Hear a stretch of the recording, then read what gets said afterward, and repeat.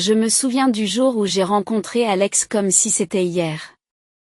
J'étais dans ce petit café, je m'occupais de mes affaires, je sirotais le café le moins cher qu'ils avaient, j'essayais de donner un sens à mes pensées et à mes projets éparpillés. C'est alors qu'il est entré, comme une scène tout droit sortie d'un film, sauf qu'il n'y avait pas de lumière ou de musique dramatique, juste le son de la cloche au-dessus de la porte et l'odeur du café éventé mélangée à celle de son après-rasage. Cette place est-elle occupée, demanda-t-il en désignant la chaise en face de moi avec un sourire à vous faire tomber des nues. J'ai l'impression qu'elle est libre, ai-je répondu, en essayant de paraître cool et pas du tout troublé par son apparition soudaine. Nous avons commencé à parler, et c'était comme si nous étions faits de la même étoffe.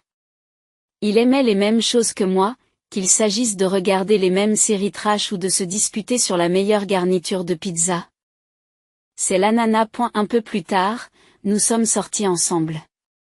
Pas seulement des rencontres occasionnelles, mais la vraie affaire. J'avais l'impression de le connaître depuis toujours et, avant même de nous en rendre compte, nous parlions de nous marier. C'est là que le drame a commencé. Ses parents, laissez-moi vous le dire, c'était autre chose. La première fois que je les ai rencontrés, j'ai eu l'impression d'entrer dans la fosse aux lions en portant une robe de viande. Ils avaient cette façon de sourire tout en vous jaugeant, comme s'ils décidaient si vous valiez la peine qu'on vous consacre du temps ou non. Alors, tu es la fille dont Alex n'arrête pas de parler, a dit sa mère, sa voix dégoulinant de quelque chose qui n'était certainement pas de la chaleur. Je lui ai répondu que j'étais coupable, en essayant de ne pas la laisser voir. Qu'elle m'avait touché. Ils ont fait la loi, assez rapidement, en nous disant que nous devions signer un contrat prénuptial. Je ne suis pas une chercheuse d'or et je n'ai pas besoin de l'argent de qui que ce soit, mais cela m'a déplu. Je signerai votre contrat de mariage, leur ai-je dit. Mais j'ai une condition. Si l'un de nous est infidèle, il devra payer $100 000. Alex a eu l'impression que je l'avais giflé avec un poisson. Bébé, je ne te tromperai jamais, dit-il, les yeux écarquillés et sérieux. Mon ex a dit la même chose avant que je ne le surprenne avec son pantalon baissé, littéralement. Alors, c'est ça ou rien. Et elle a accepté, et ses parents aussi, même s'ils avaient l'air d'avoir avalé des citrons. Nous pensions que c'était fini, mais nous nous sommes trompés. Un soir, nous étions blottis sur le canapé, une tradition que nous avions instaurée depuis que nous avions emménagé ensemble. Nous avions ce vieux canapé branlant que nous avions juré de remplacer, mais que nous n'avions jamais fait parce que, d'une manière ou d'une autre, il était devenu notre place. La télévision était allumée, mais nous ne la regardions pas. Nous étions trop occupés à préparer un voyage en Italie que nous savions inabordable, mais que nous étions déterminés à faire. Alex, réfléchit Y. La nourriture, le vin, l'art. Il faut qu'on y aille. J'ai dit, les yeux brillants d'excitation. Alex a ri et m'a entouré de son bras. Émilie, chérie, tu m'as eu à la nourriture. Mais soyons réalistes, notre compte en banque est plus fait pour le camping dans le jardin que pour une escapade romantique à Venise. Je lui ai donné un petit coup de coude amusant. Alors, on va économiser. Nous réduirons nos dépenses.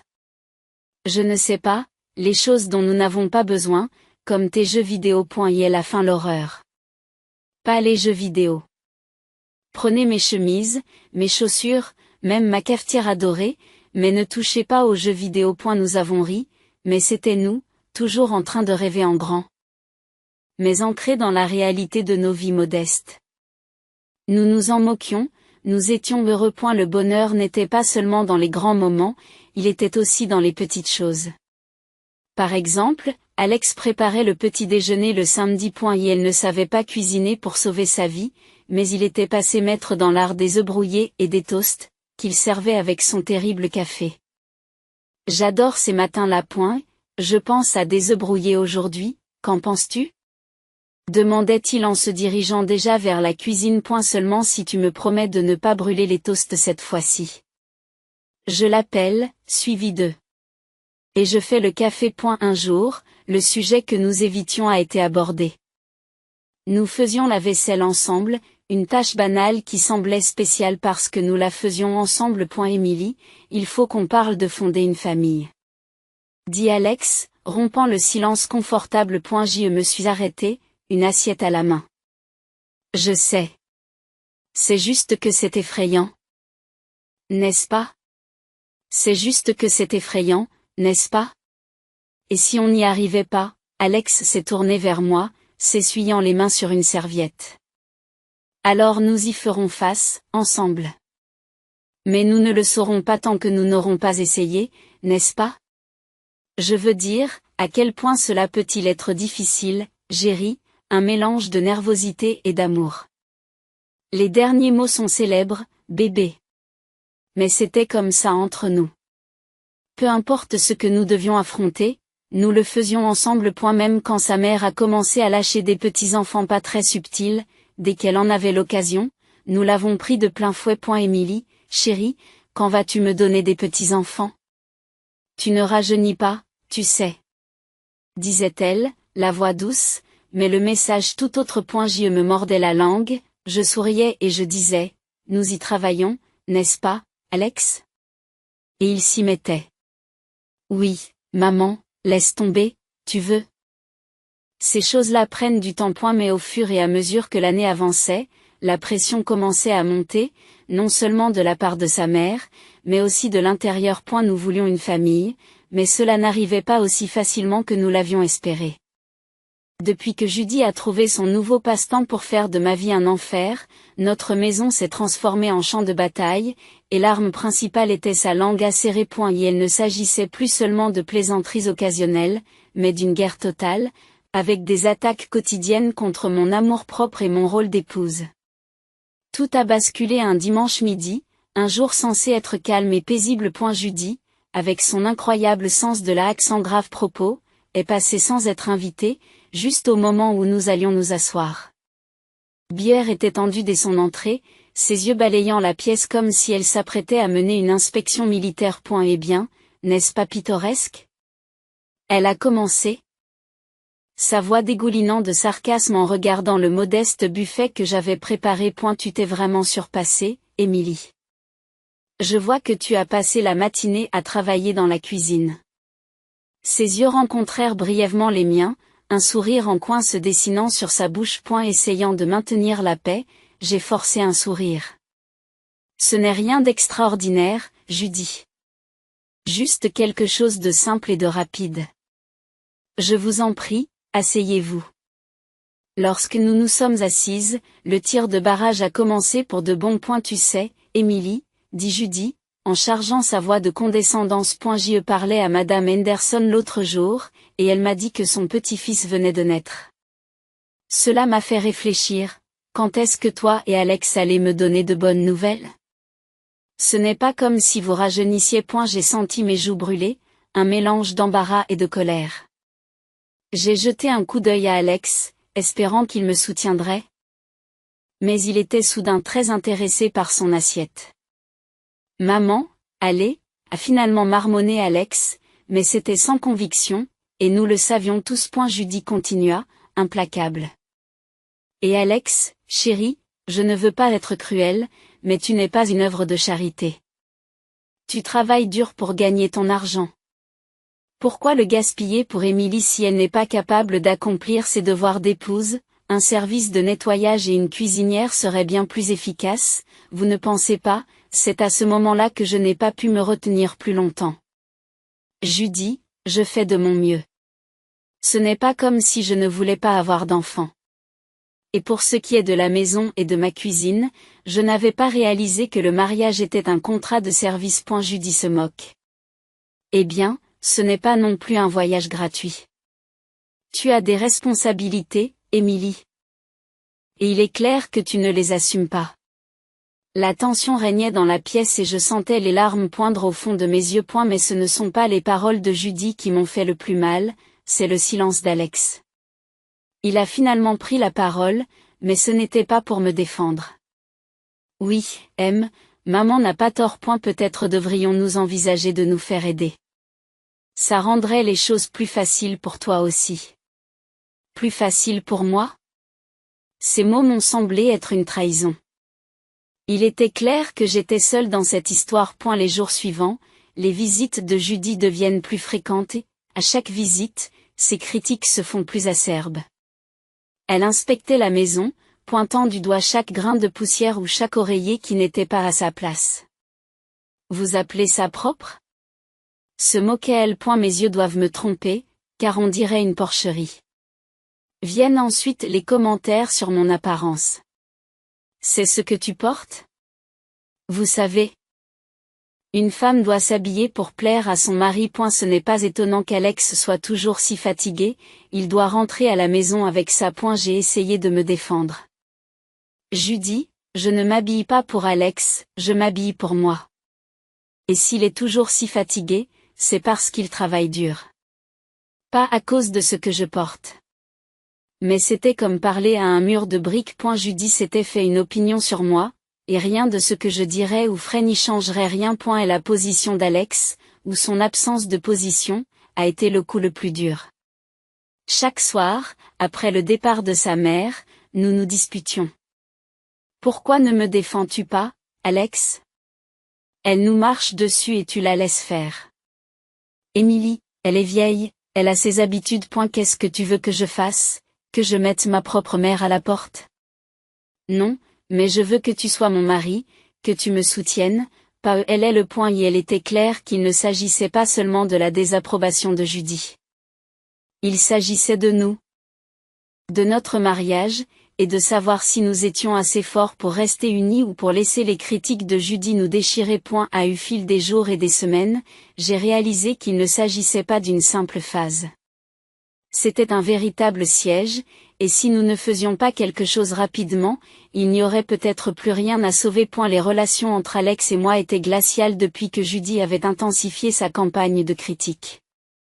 Mais il n'y avait pas que la maison qui en souffrait. Alex lui-même avait commencé à se comporter bizarrement, et pas d'une façon qui s'apparente à du stress au travail. C'était autre chose, quelque chose qui me tordait l'estomac. Cela a commencé avec les appels téléphoniques. Alex avait toujours été assez ouvert à propos de son téléphone, nous n'avions pas de secret l'un pour l'autre. Mais il a commencé à sortir de la pièce chaque fois qu'il recevait un appel. C'était toujours le même numéro, John Work. Qui est John Work? Ai-je demandé un soir, en essayant de garder une voix décontractée. Alex a tressailli, signe révélateur qu'il était sur les nerfs. Oh, c'est juste un nouveau au bureau. Beaucoup de questions, vous savez, mais cela ne s'est pas arrêté là. Alex, qui était loin d'être une fashionista, a soudain commencé à se soucier de son apparence. Fini le temps des t-shirts graphiques et des jeans usés. Désormais, il n'y a plus que des chemises et des pantalons impeccables. Et de l'eau de Cologne, il en utilisait maintenant. Depuis quand se soucie-t-il de sentir comme dans un grand magasin? C'est quoi ce nouveau look, Alex? Tu as un entretien d'embauche ou quoi? Plaisantai-je un matin, en le regardant se coiffer d'une manière que je n'avais jamais vue auparavant. Elle a souri, un peu trop vite. J'avais juste envie de changer les choses. Il n'y a pas de mal à cela, n'est-ce pas? Et les soirées tardives au travail, c'était devenu une habitude. Encore une longue nuit, bébé? J'envoyais un texto. En essayant de ne pas avoir l'air trop pressé. Désolé, monsieur, ce projet me tue. Je ne serai pas en retard, c'est promis. Il me répondait par texto, mais le temps passait bien au-delà de minuit, avant que je n'entende ses clés dans la porte. J'ai essayé de me débarrasser du sentiment que quelque chose n'allait pas, mais il s'est accroché à moi comme une ombre. C'est alors que j'ai décidé d'engager un détective privé. J'avais l'impression de sortir d'une mauvaise série télévisée, mais je devais en avoir le cœur net. La preuve est arrivée dans une simple enveloppe marron, dont le contenu était aussi accablant que déchirant. Des photos d'Alex avec une autre femme, leur intimité indéniable, capturée dans des moments figés, qui ont brisé nos années de vie commune. Mais c'est l'enregistrement qui a été le plus profond. Leur conversation, pleine de tendresse et de projets, ne laissait aucune place au doute. Ils étaient amoureux, ou du moins, il était amoureux d'elle. Je me suis assise là. Les preuves étalées devant moi, et une froide prise de conscience s'est installée. C'était ça. C'était la preuve qui pouvait manquer dans un divorce ou le si cela devait arriver. Des photos qui capturaient des moments volés à notre vie commune, et des mots qui trahissaient tous les je t'aime qu'il m'avait jamais murmurés à l'oreille. Mais j'ai gardé tout cela secret, un fardeau douloureux que j'ai choisi de porter seul. Je n'étais pas prête à l'affronter, pas encore. J'avais besoin d'un plan, d'un moyen de naviguer dans l'épave de notre mariage avec ma dignité intacte.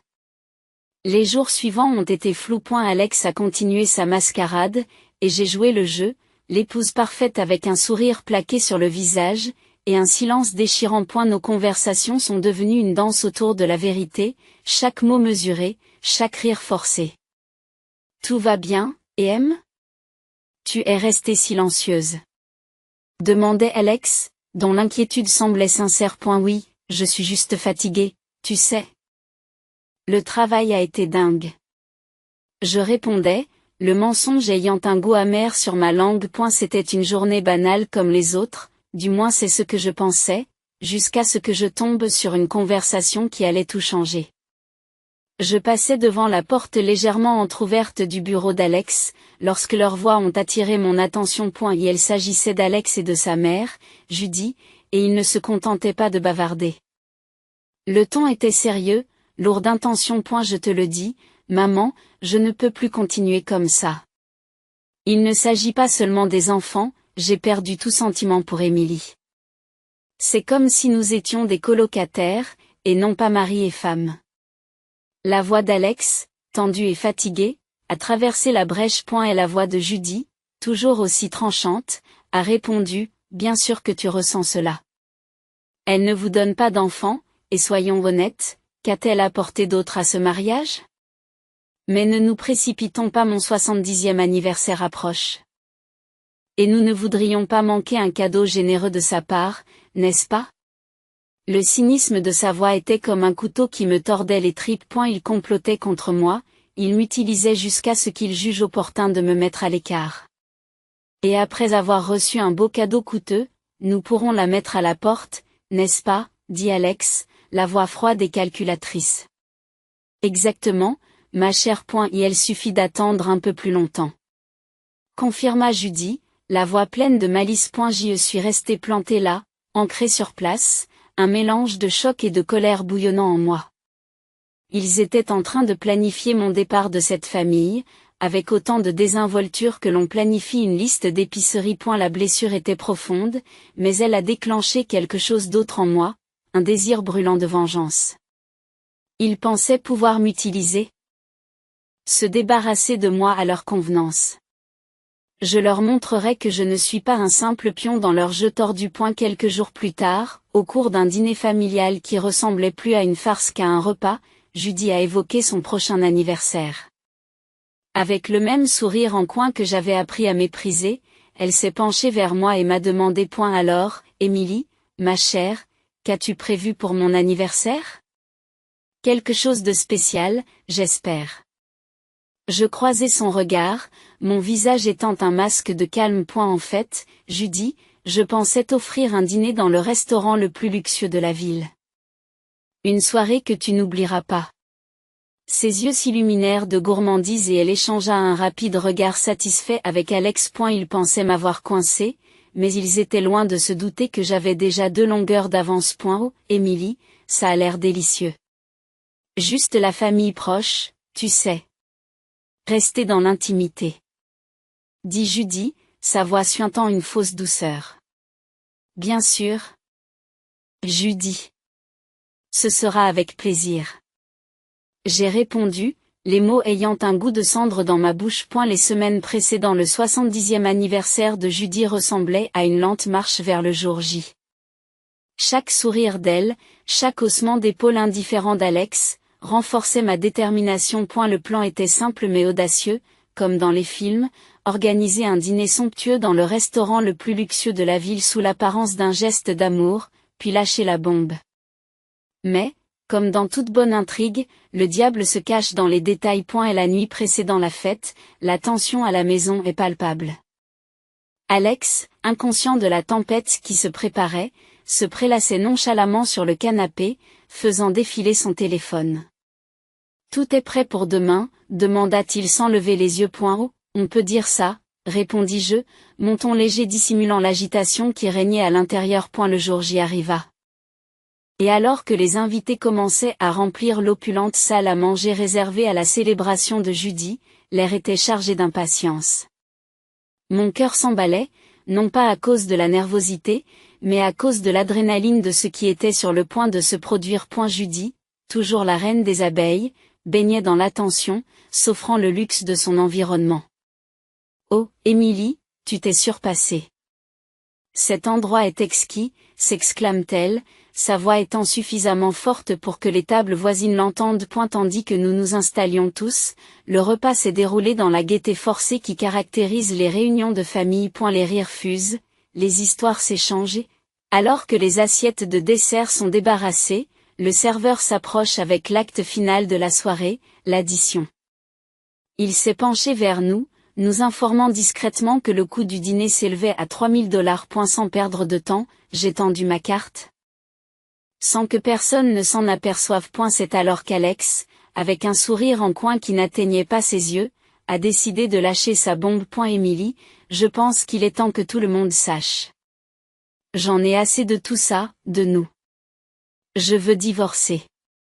Les mots étaient suspendus dans l'air, un nuage toxique qui semblait étouffer tout autre bruit dans la pièce. Avant même que j'aie pu saisir tout le poids de sa déclaration, Judy a pris la parole, la voix tranchante et impitoyable. Bon, alors. Puisque tout est dit, je pense qu'il est préférable que tu t'en ailles, Émilie. Nous célébrons la famille ce soir, et tu n'en fais plus partie. Et la pièce est devenue extrêmement silencieuse. Tous les yeux étaient rivés sur moi, attendant de voir comment je m'effondrerais. Mais je ne me suis pas effondrée. Avec un calme que je ne ressentais pas, je me suis levée, j'ai hoché la tête et je suis sortie sans un mot. L'air frais de la nuit m'a frappé comme une gifle alors que je rentrais chez moi. La finalité de tout ce qui s'était passé m'envahissant par vagues.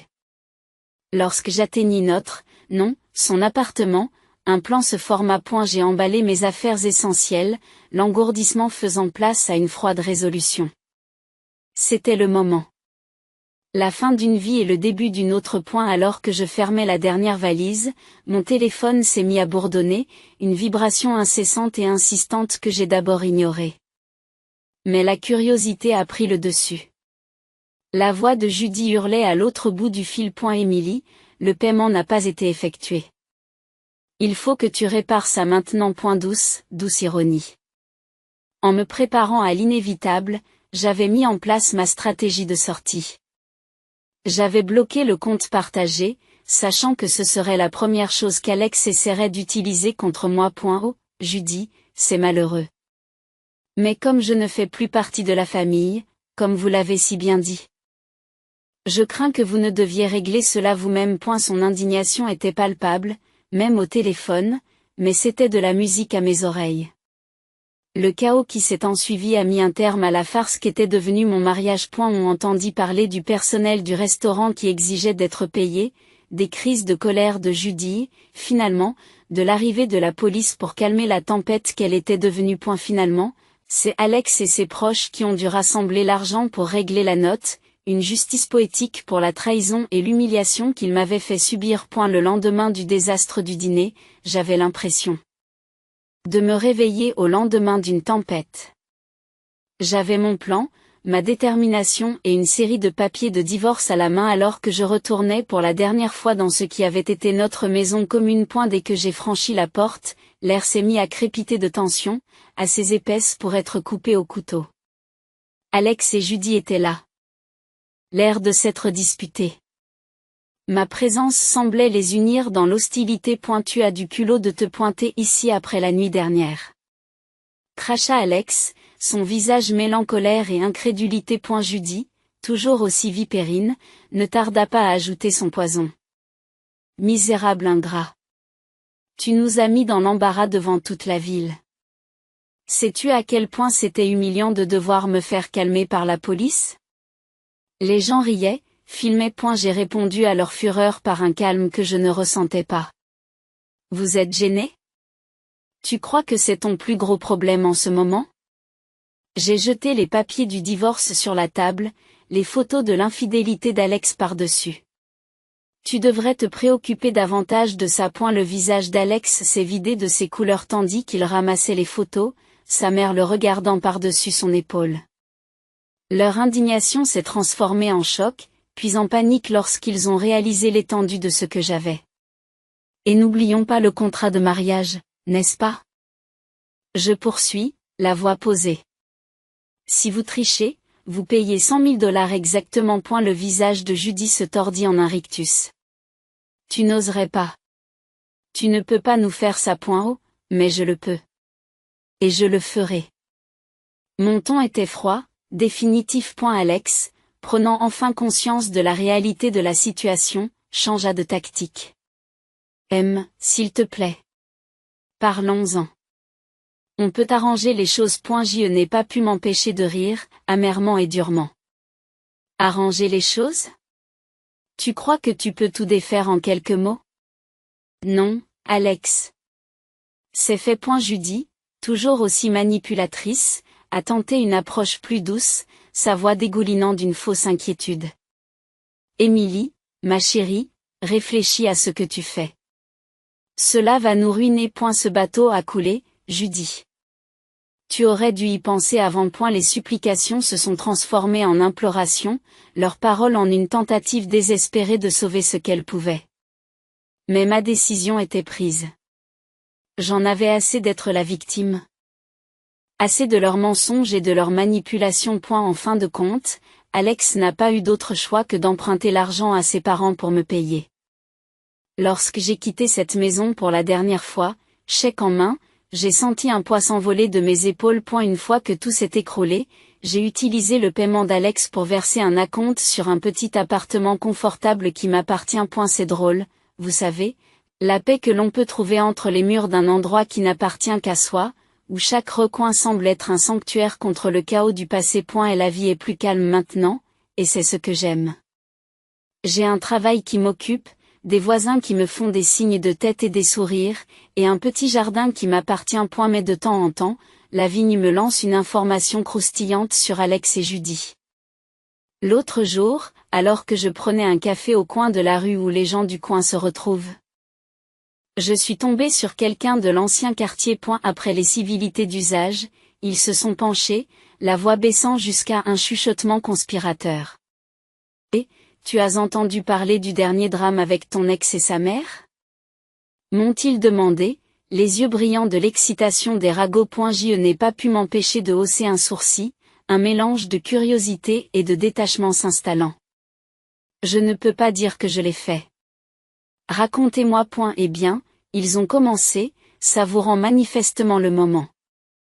Il semble que Judy ne soit pas très satisfaite de la nouvelle petite amie d'Alex. On dit qu'ils se sont battus comme chien et chat. Il faut s'assurer que la situation ressemble à une promenade dans le parc. Et la conversation s'est poursuivie, mais alors que je m'éloignais, mon café à la main, je n'ai pu me défaire d'un sentiment de soulagement. Il fut un temps où une telle nouvelle m'aurait fait basculer dans la spirale, mais maintenant? Maintenant? Ce n'était qu'un autre élément de l'histoire de quelqu'un d'autre. Ces jours-ci, ma plus grande préoccupation est de savoir si mes tomates vont mûrir avant que les écureuils ne s'en emparent. Ou si je parviendrai un jour à faire du yoga sans ressembler à un cerf nouveau-né sur la glace. Et la vie est plus simple, plus tranquille et infiniment plus douce de ce côté-ci du chaos.